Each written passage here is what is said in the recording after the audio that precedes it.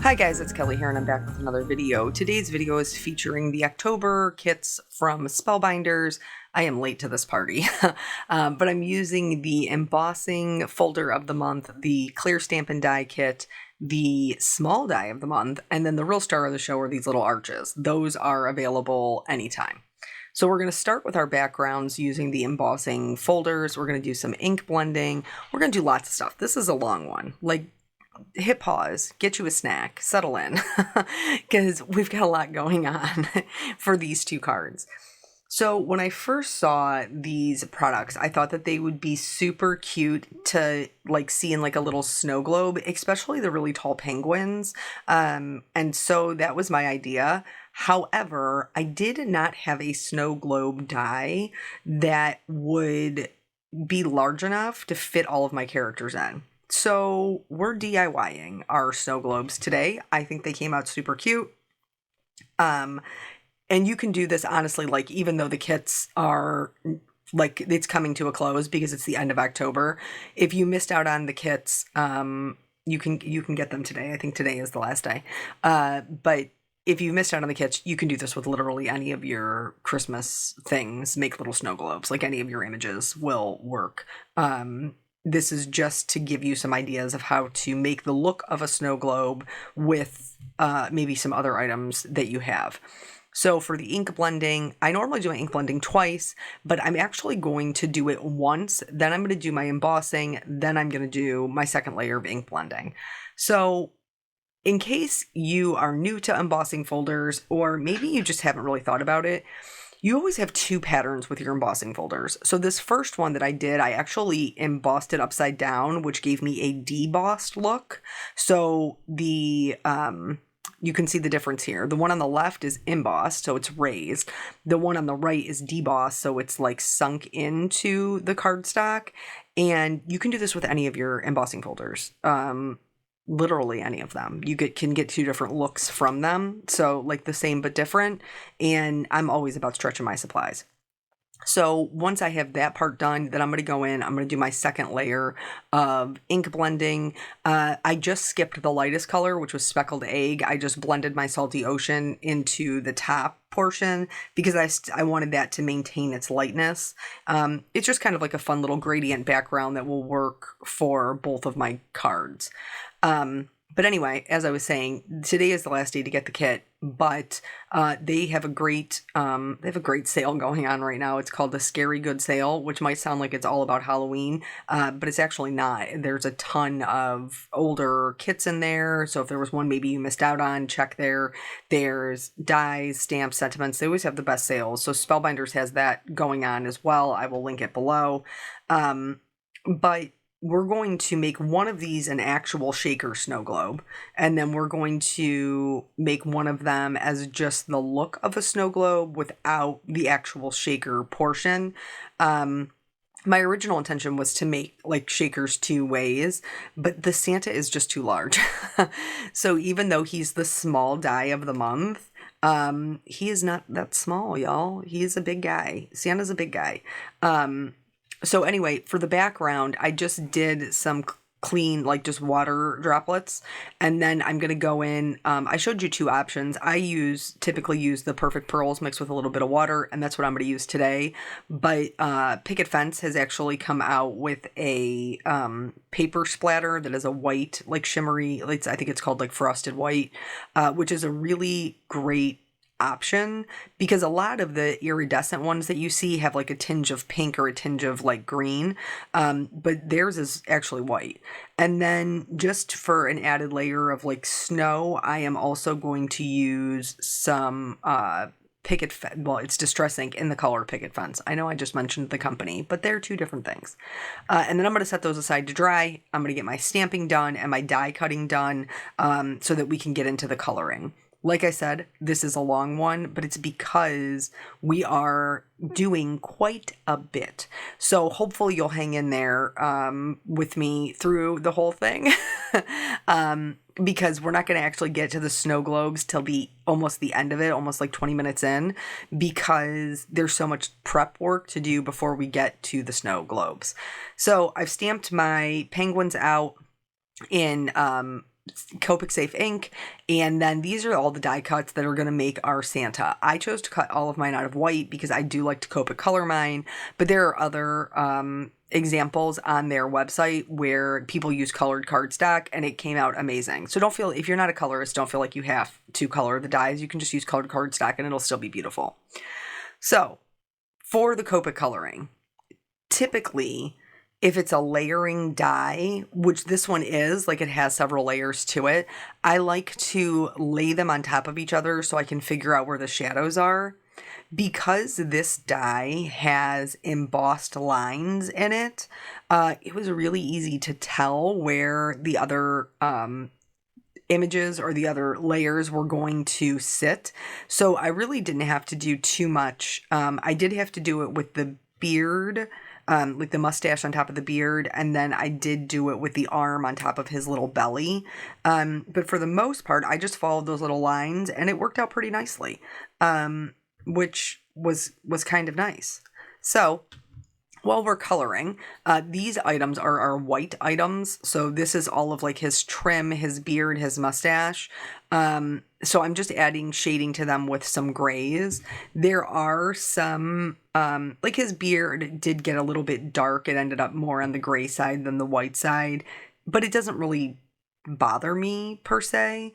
Same thing with his eyebrows, because like those are so small, they did end up getting a little darker than I had intended, but that's okay. Santa's getting on in years. He could have a little bit of gray and it'll be all right. So several of you have commented on the videos lately and said like you've really missed story time. This is a long video, which gives me an opportunity to have story time where maybe we aren't necessarily going over every little thing that we're doing. So we're gearing up for Halloween. We haven't even talked about the kids' Halloween costumes. So, you know, I always dress up with my, well, at first it was just Nathan that I would dress up with him. But right around 7 or 8, he ditched me. He didn't want to dress up with me anymore. And that was the year I was actually enormously pregnant with Caitlin. So that was 2 years ago. And her birthday is coming up. It's the first week of November. So when I say I was enormously pregnant, I was like 5 days away from going into labor, something like that. Math's not my strong suit. So I was like, they say, you know, exercise and everything else, like walking will help induce labor. So I walked. I walked the entirety of our neighborhood while I was just hugely pregnant, like the full 40 weeks. And I did not go into labor. She still held out. She's such a stubborn baby. And honestly, now that she's heading into her toddler, that stubbornness has not gone away. She's really, you know, she's just doubled down on it, if anything. If anything. But she's funny. She's a funny girl. So he did ditch me, but now I have another one I can dress up with for Halloween. So this year he's going as Spider-Man. Apparently there's a new Spider-Man on the scene. I didn't know this. Something Malone, I think. Oh, let's go back to the card. So I colored all my gray elements and then I switched over to my penguins. For the penguins, obviously they're black and that's stamped solid. So what I'm doing with my grays is I'm adding a little bit of shading to their bellies and then also to their hats because I wanted some of the stripes in the hats to be white, but it's much easier to add shading to the whole thing than it is to add to those little teeny tiny stripes. And any color that I put over it is going to cover up that gray anyway. So I don't even worry about it. I just shade the whole thing. And then for the bottom hat, I didn't know what color I was going to color it, if I was going to leave it white or what I was going to do. So I shaded it gray, but then I ended up going over it with the reds and you can't even tell the difference. So I am going to, I know that I just did one section of the Santa and then I switched over to the penguins. I'm going to color the penguins in their entirety and then I'm going to go back to the Santa because I didn't want to keep going back and forth. So in case you have one kit but you don't have the other. So I apologize that I started the Santa and then switched to the penguins, but now I will be sticking with the penguins and then I will go back to the Santa. So Anywho, so he wants to be this new fancy Spider-Man. And like kids don't understand things. So he told me he wanted it to be tight. Like, Spider-Man's suit is tight. And so that's what I bought him. But then because he is built like me and he has very long legs, the legs of the Halloween costume are just like a smidge short. Because kids don't understand that like one size fits most is how Halloween costumes come. Like you can't get a specific size. It's like small, medium, large, one size fits most. That's what you get. And so he was a little bit disappointed when his Halloween costume first got here that the legs were a little bit short. However, we were able to work through it, and Eric had a great suggestion. He was like, "Don't you have what are they called? The long johns, because we had black ones." And he was like, "Can you put those under there and nobody would even be able to tell, and it would like extend out the leg." And so it turns out his long johns were actually too small as well, but that's an easy replacement. So I ordered those, and now he's good to go. And then Miss Jellybean is gonna go as Minnie Mouse. She's on a super like Mickey's Clubhouse kind of kick. So she's going to be going as Minnie Mouse in pink, and then I am going to be going as Minnie Mouse in red. I originally was like, I'll go as Daisy because that will be fun. She could be Minnie and I could be Daisy, but the options for Daisy apparently is not a very popular adult Halloween costume. So I was like, that's okay. We'll just go as Minnie and it'll be fine. So I'm going as the more traditional red. She's going as pink. Hers is a dress. Mine's just like a tutu. And then because we live in Ohio, where we have all 4 seasons, Halloween is always hit or miss. Like sometimes you get it and it's good. Like 2 years ago, we had like an Indian summer and it was so nice on Halloween. That's what we have going on right now. Like today and yesterday, it was super nice. It was like in the high 70s and the sun was out and it was beautiful. Why couldn't Halloween be during those 2 days? I don't know. But our Halloween is supposed to be a high of 43. So in addition to the kids Halloween costumes, I also bought them hats and gloves because they will need them, and so will I. It's just gonna be a cold one. The only kind worse is when it's a cold, wet one. So at least it's supposed to be dry. Like I'll take that as a win. So here, what I'm doing is they have this little star. The little penguin has the little star. So that I opted to do like a little bit of a darker golden yellow so that I could repeat that color for their feet and for their beaks. So that way I didn't have to bring in like another orange. I could just use that golden yellow throughout. Originally, this bottom right present, I started to color it gold. I didn't start. I did color it gold in its entirety. And very quickly I realized that it blended into his little foot and I didn't like it. So when that happens, we do some color glazing because I'm not restamping this whole thing. It's just not happening. So I opted to just go over it with kind of like medium green. And so instead of it being a yellow or a darker green like everything else, it's a yellow green, and it just fits in just fine. And I didn't have to stamp and recolor. So if you have something that you've colored and you don't really love it, look at the colors next to it on the color wheel and see what you can go over it with to switch up the color without having to start all over again. So now we're back. We're back to our Santa, and we will be staying with him in his entirety now. So here, these parts. So one part is like the inside of his mouth. That's the little triangle. 2 parts are his cheeks, his rosy cheeks, and 1 part is his nose. And so for his cheeks, I'm going to do a combination of 2 pinks. They're actually 2 reds. It's an R32 and an R20. For his nose, I'm going to use the R32 and the R20, but then I'm going to blend it out with an E00 so it has that skin tone still. And then for his face, I'm going to do kind of like my go-to skin tone, And I'm just following, even though I'm not laying anything down, I'm following along the lines that are embossed of where the things are going to go. So I can see where the embossed line is for like the brim of his hat. So I know there's going to be a shadow on his face from the brim of his hat. There's an embossed line from where like his nose and his mustache will go, where his eyebrows will go. So that's really, really helpful when you're coloring, but also when you're building it out. Forgive me, I grabbed the wrong color marker.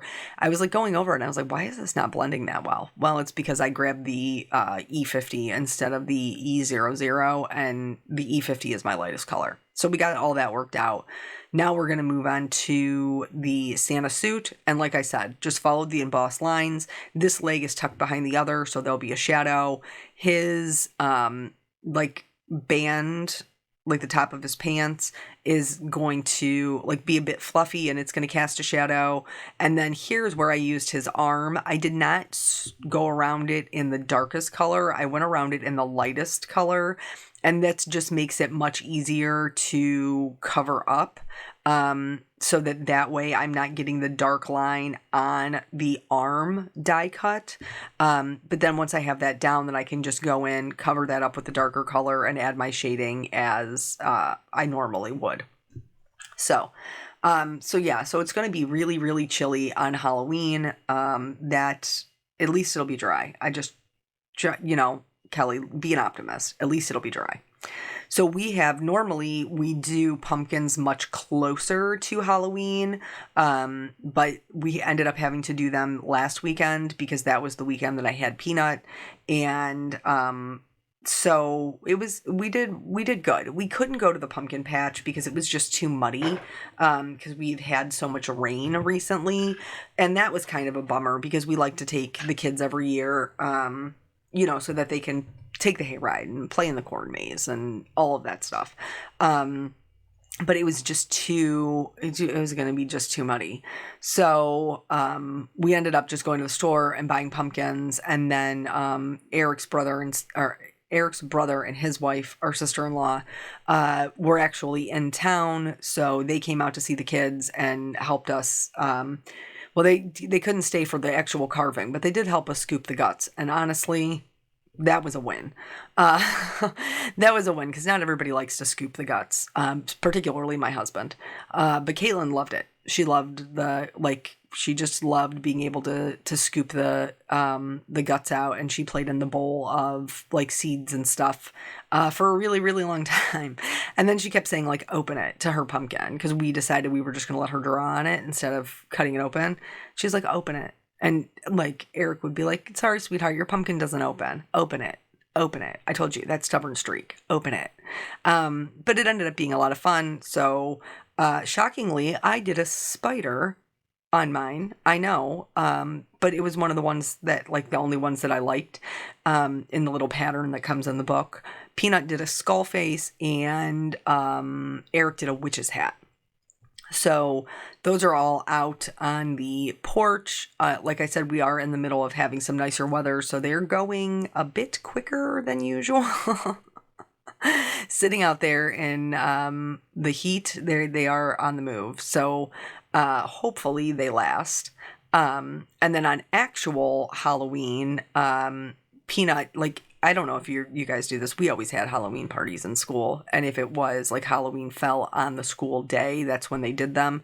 Let's go back and talk about the card. So here, these are his little buttons. I'm not going to do any shading on these because I haven't lost my mind. And then those are like the little tops of his eyeballs that have like a little cutout for the whites. And so those I just colored black. The boots, the other, like the mittens part, and the top portion. So if we're looking at it, it's our right, his left, is meant to hold this little like flag that has your sentiment on it, which is adorable. But there's 2 layers to it so that you can put the post for the flag in between. And so I did all of the shading for that. When we go to put him together, I will not put that portion on, that top portion of the mitten on, until I have the flag in place. So here's all of my little guys. They're all colored up, and then we're going to start building. I'm not going to show you the whole process of building it because honestly, as you can see, there's a lot of pieces parts. But two things to note. One, pay attention to how your layers go. You can see here, like I just haphazardly glued on the beard, and then I realized his arm needed to go underneath it. I did the same thing with his cheeks, like the rosy part of his cheeks need to be glued to his face before his face can go behind his beard. So just make sure you're paying good attention to your layers so you're not having to, pull them apart. The second thing is sometimes when you're doing the coloring of the items and you're not cutting them out of colored cardstock, you can miss some white edges. I certainly did. When that happens, like in this case, it's his right arm, the one that's kind of like, up in front of his belly. I could see that there was a white area on the side. So I just went in with my marker and was very careful to just touch that edge. But sometimes you do have to go back in because we're not laying the dies on top of each other. Sometimes you do have to go back in just to touch those up. It's not a big deal. You're not alone. I had to do it as well. Here's where I'm gluing down his beard before his cheeks, and I'm learning my lesson a second time. Some lessons are hard, yo. You gotta repeat them a couple times before you get what you're doing. So he does have a Halloween party. It is on Halloween itself. So they sent out an email and they were looking for volunteers to come help with the Halloween party. Oh, we're back to the card. So because this doesn't have a base layer, there's nothing for the buttons or the eyes to stick to. So I just went in with like a little scrap piece of cardstock and glued that behind them. So that way I would have something for the eyes and the buttons to sit on. And then I could go in and I'm picking them up with my crystal katana and just, putting them in there. So the eyes actually have like a white layer behind them. And then those black pieces with the cutout sit on top. I wanted my whites to be just a little bit bolder, so I went in with a white gel pen and hit those, and then just added some highlights along his little suit to make him just a little bit more whimsical. And then there you can see over in like the top right hand side, there's the top of his glove. I'm just going to set that to the side. For the sentiments, I am going to heat emboss them in white. The one for the Santa is going on the green, and then the one for the penguins is going on the black. Here's a funny story. I thought there were dies. I didn't look in the whole kit. I thought there were dies for the sentiments. There aren't. PPS. So when I stamped this in here, I was like, okay, I should be good, even though there's like a bunch of other... like you can tell, I just use these pieces until there's nothing else to use for my sentiments. And so I was like, I should be good with the die. It'll cut clean around it. Well, there's no die. And so when I went to go trim it out into a square, and I knew I was going to have it as a sign already. I knew that. But I quickly realized that there was going to be a piece of it that was missing. It was not going to fit. Now we're on to the snow globe part. So how are we going to make these snow globes? We're going to use arches. And so you want to have an arch that is large enough for your image to fit into. We're going to do them two ways. For the Santa, we're going to do the arch as a frame. And then if your item fit inside, you could put acetate and make it a shaker like that. That's a more traditional way. For the penguins, we're going to do a shaker as like a whole separate piece. And in order to do that, then we need a frame. So these are layering arches. These are Spellbinders. The other companies have other sets as well. Use what you have. And then I also need a piece of acetate to cut for the frame one. The one for the penguins, where it's going to just be its own separate piece. And you're going to want to cut your acetate out of the largest arch that you used. And here I'm just double checking that I am using the largest arch. This way everything will fit in together really nicely. For the base of our snow globe, because we do not have a die for this, I'm just marking off my largest arches on some gold metallic paper. And y'all, I'm going to freehand it. Like I'm just going to make kind of a rounded band, and that's going to be my base. We are going to do some things to kind of like zhuzh it up, to make it look more like a snow globe base. But really, truly, I mean, I suppose you could draw it maybe on the back to give yourself a guideline, but I was just winging it and it came out fine. You just want to have a rounded curve, and they're not perfect. So the first things first that we're going to do to kind of make these extra fancy is I'm going to emboss them. I'm not going to emboss them up and down because I don't want the ornaments to be seen. I'm going to emboss them like left to right. So that way it's just adding like some of the florals and things like that, but it's going to be more abstract. The next thing I'm going to do to kind of like dirty them up and make them more dimensional is I'm going to use some translucent paste. I'm going to color that with one little drop of brushed corduroy distress ink re-inker, and then I'm going to put this right over top of my metallic paper. This is kind of going to sink in, and it's going to make the debossed portion of the embossing a little bit darker. You can go as heavy or as light as you would like with this. So I'm going to do that to both pieces, and then I did go in with this is just a damp baby wipe. I wiped off the back, and then I just kind of blotted it across the top, not to really take off any of the color, but just to add a little bit of texture. And I'm going to do that again for both pieces. And then I just let these dry with the paste in there. In order to get even more dimension, I am using Walnut Stain Distress Oxide. It's because this dries matte. So we're going to have some shiny areas and some not shiny areas. And I just applied this with my finger. And then I did heat set this, and I didn't have any issues with it like bubbling or anything like that.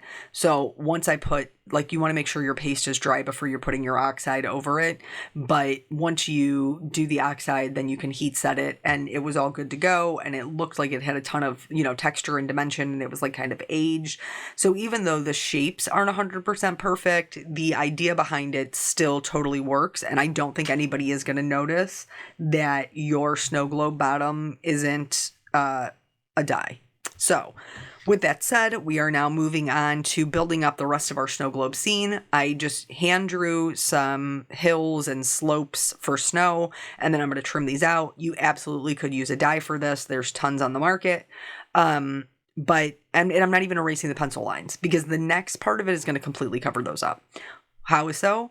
It's also how we're going to fix this sign. See how I have like a little bite? It looks like somebody was nibbling on my sign. It looks like there's a little bite taken out of it. I'm actually going to cover that up with a pile of snow using some Versamark, which is embossing ink, and some white puff embossing powder. So I'm going to go in with a dry paintbrush and just clean this up so that it's not covering any of my sentiment.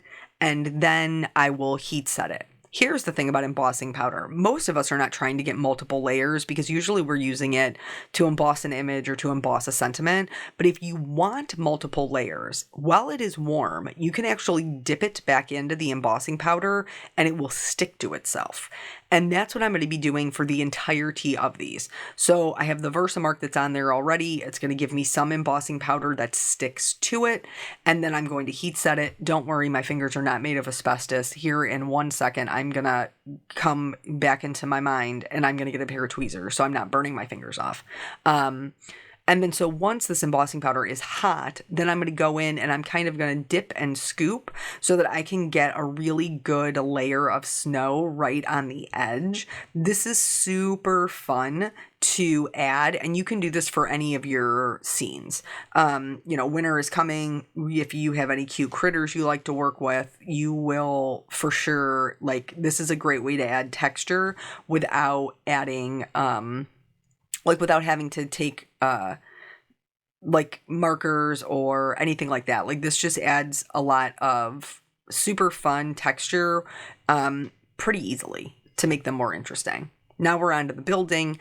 You will notice that I am putting my snow up rather high, and that's because the bottom of it is going to be covered with the base. So I'm checking to see if my Santa fits. He does, but I'm up a little too high, so now I got to move that back down. So I had to make, basically because I needed room for the little flag. So ultimately, after I messed around with it a bunch, I figured out that I would need to put the flag just slightly behind his head. You would still be able to read it, and that's fine. I also cut the little holder, I forgot to say before, out of that same gold metallic paper. And then here I'm just checking to make sure everything fits. If you wanted to make this a shaker card, if like my Santa doesn't fit inside, but if your item did, this would be the point that you added the acetate. So onto your first framed piece, you would add the acetate, and then you would put on the next frame. So that way everything was held in and it gave you some bulk for your items to move around. That's the purpose of the extra frames. But since I didn't end up using this as a shaker, just because I couldn't fit everything inside the arch, it just gives the feel of a snow globe without it actually being a shaker snow globe. The next one will be an actual shaker. So anywho, so he's having a Halloween party. They were looking for volunteers for a couple of different things. So I volunteered to do the craft, which I think is super fun. So we are going to make light up ghosts.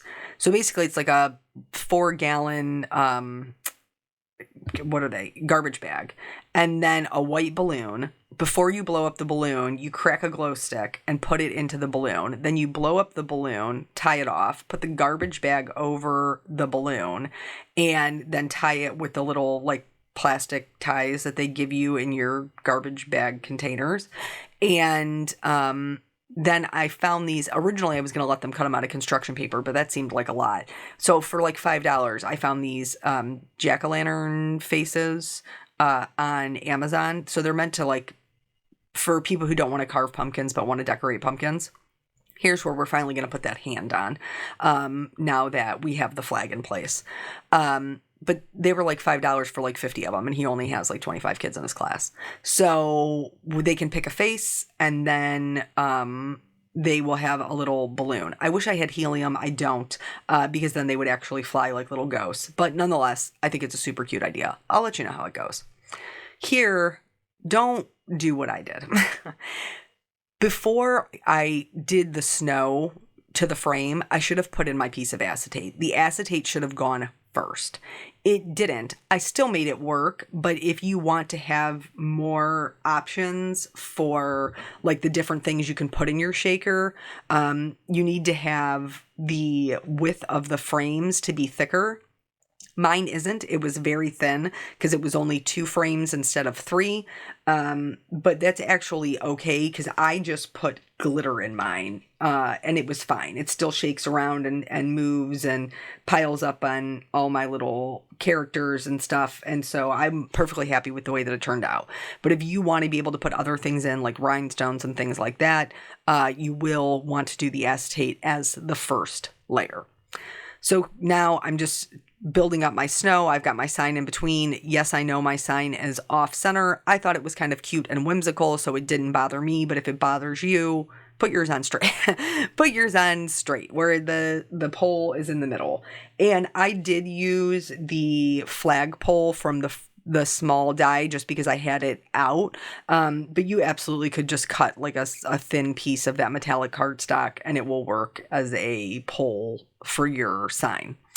So because I didn't put the acetate on first, I then had to put the acetate on top of everything and then put one of my frames on top of that. So that's how I ended up being able to make it work. And it does work. Like I said, there's no bulk to it. It's a flatter shaker, which actually will still go through the mail. So if you're looking for that kind of shaker, then I won. But this, if you cut a second arch and put it behind it, this would be a shaker on its own. You wouldn't need the backer of the card. So here I realized that my sign was kind of not super adhered. So I just put a little dab of glue behind my penguin's hat and then glued that down to the sign so it wasn't working like just, flying in the wind. And then I finally got this. So recently in a video, Dawn did an amazing video over on W+9 with where she used some candy canes and she was talking about how Tim costs her so much money. Dawn is my Tim. Because I was on the Ranger website looking for some stuff and then I just, well, I was on there honestly looking for that rock candy glitter because it's been popular for years and I've never owned it. And I was like, Christmas is coming. I really need to get it. And then it got crazy because I was talking to her while I was doing it. And then I just needed all the things. So yeah, we're all influenced by people. We're all influenced by people. So here I am putting on the little piece at the bottom to make it a snow globe. And then I did need to tuck just some foam tape underneath it just to make it level. I just tucked that in with my tweezers, and I did make sure that I put down really good pressure because I have a textured background before I started shaking my glitters all about. But I think it's super cute. I love the way that it came out. The only other thing that I did was I did add a little bit of shimmer to Santa. Since he doesn't have any shaker glitters, I wanted him to have some other types of glitters. And then that's it. That's both cards. So again, last day to pick these up. I will link the Spellbinders sale below. Thank you guys so much for joining me. I hope it inspired you to make your own snow globes, and I will catch you on the next video. Bye.